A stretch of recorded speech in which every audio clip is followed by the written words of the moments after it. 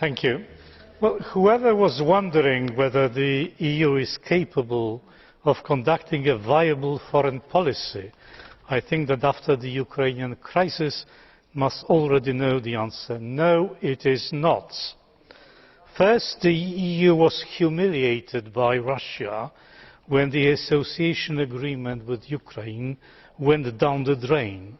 Russia was a much tougher player, had far more efficient instruments and never hesitated to fight for her own imperial interests. The EU had neither good players, nor efficient instruments, nor will to win. When the Ukrainian crisis broke out, the EU continued its slumber.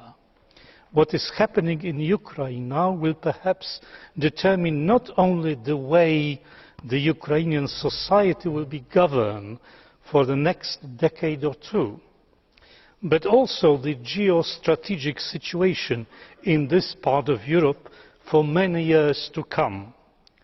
So what move does the EU intend to make then?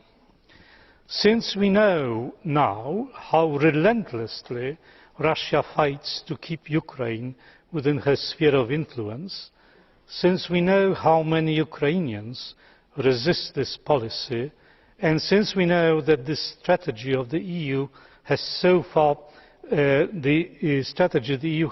pursued is not working, I would like to learn what new strategic ideas, Mr. Commissioner, you and your collaborators have in store, considering that the plan A fizzled out.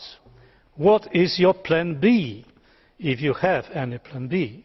Because from what you said, it doesn't seem you have any.